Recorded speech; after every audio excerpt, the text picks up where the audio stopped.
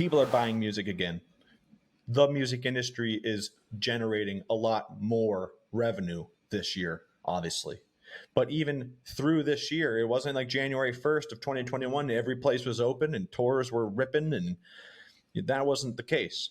It was a slow start. So I still think there's some speed to be built here in terms of revenue. And people like to buy music.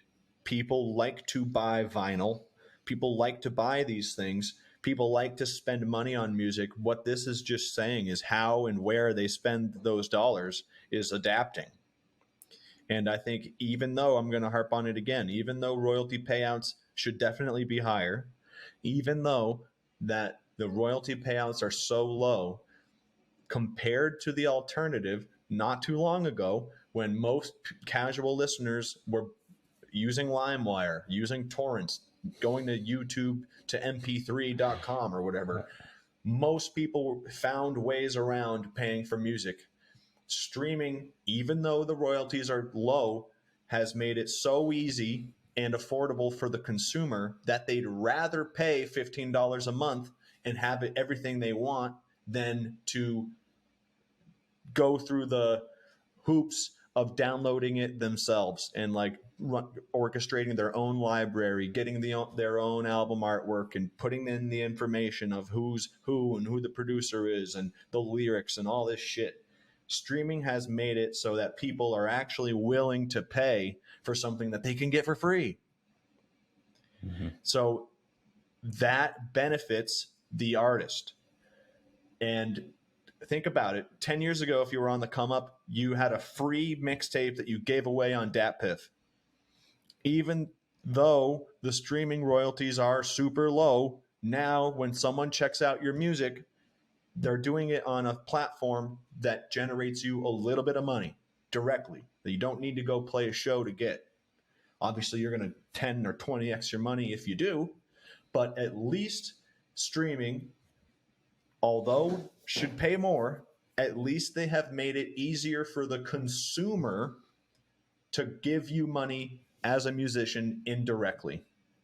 And this kind of ties into what's best for the consumer is what these platforms are going after. It doesn't matter that Tidal is really friendly to the musician because the consumer has shown that they don't really care. Or that, well, that's nice, but I'm already on Spotify and I'm already here.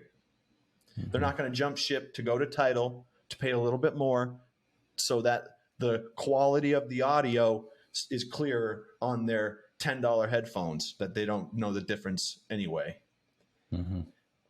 So streaming, Spotify gets a lot of bad rep, and because they're definitely not the most artist friendly company in the world. But consider not too long ago, most people were jumping through hoops to listen to music for free.